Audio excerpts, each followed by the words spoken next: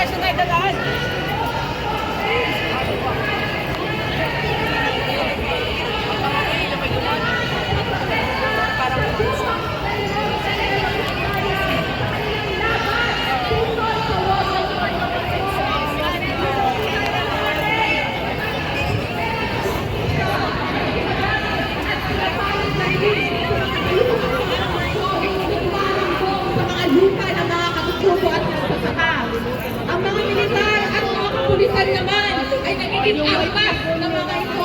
Nagiging armas na pagpaprotekta sa kanilang mga interes.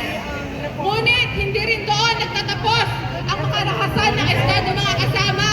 1,000 katutubo na po ang nakakulong. At hanggang ngayon ay nakakulong pa rin si Rocky Torres at Tandoy Avellaneda.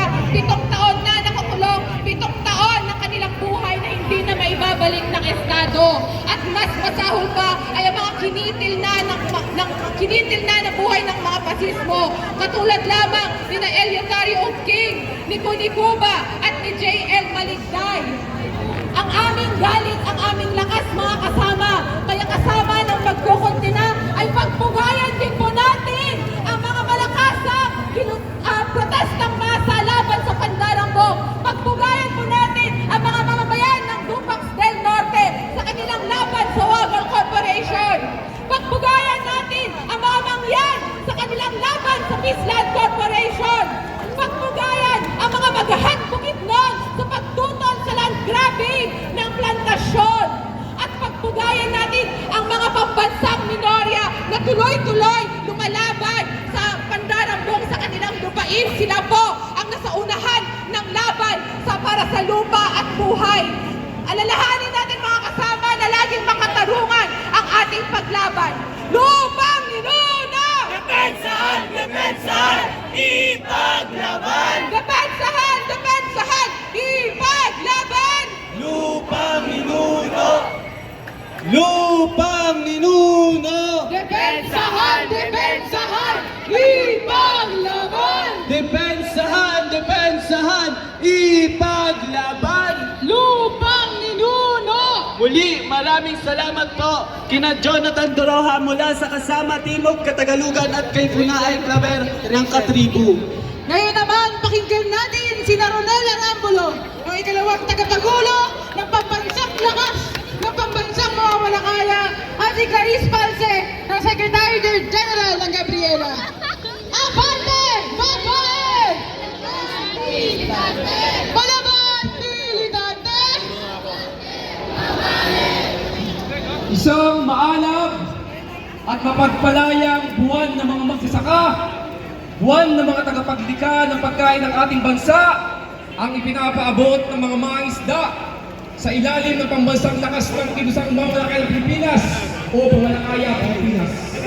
Nagpupugay ang mga mangingisda sa lahat ng nakikibang mamamayan, lalo higit sa mga kabataan, pagkasunod ng bayan, may hindi na lamang ipapakasunod sa ating kasulong kaparanan, bagkos ay lumalabas ito at hindi ay kaya ang kanilang mga grado, ang kanilang marka doon sa kanilang mga akademiko. Bagkos, pinili na magbarka sa kasaysayan na nagresulta sa 5,000 mga kabataan labas noong October 17 upang silin ang mga kurakot, ang mga inisalot, ang tulungan ng kapitalista.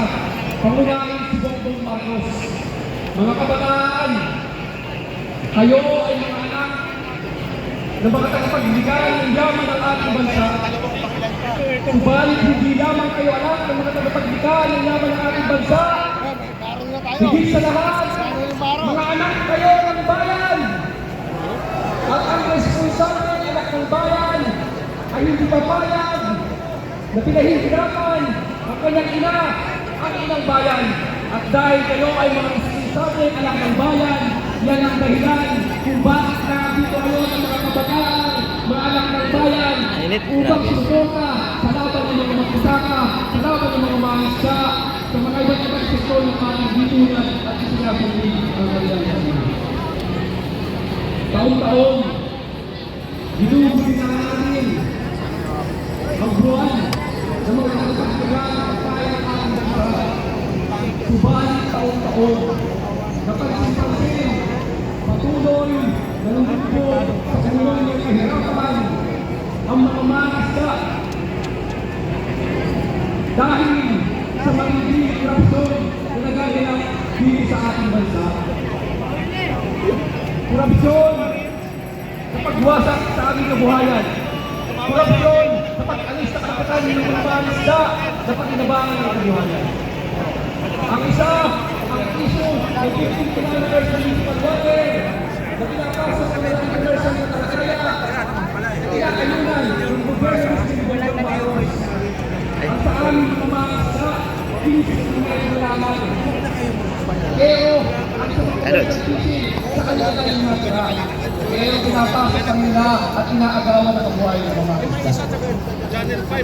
Ang matinding issue ng mga mangisda ay ang patuloy na nagaganap ng mga proyektong reklamasyon sa mga baybayin na nagpalaya sa mga mangisda, nagpabagsak ng kabuhayan mula sa 80% at dahil din kung bakit marami ang naminsin sa baha, marami ang napapalay na ng mga kabuhayan.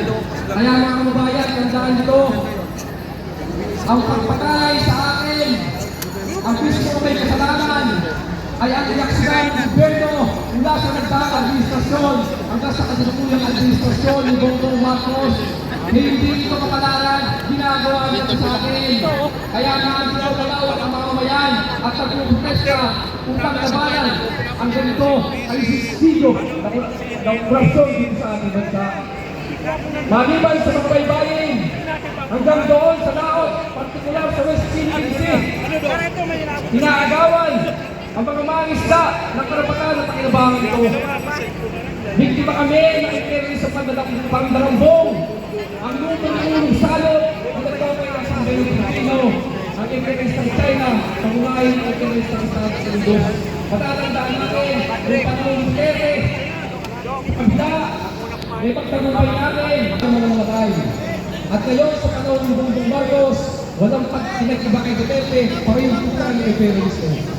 Nag-iba lamang ang kanyang amo, pumili sa Estados Unidos at para magpostura na siya ay nagtatanggol sa soberanya ng ating bansa.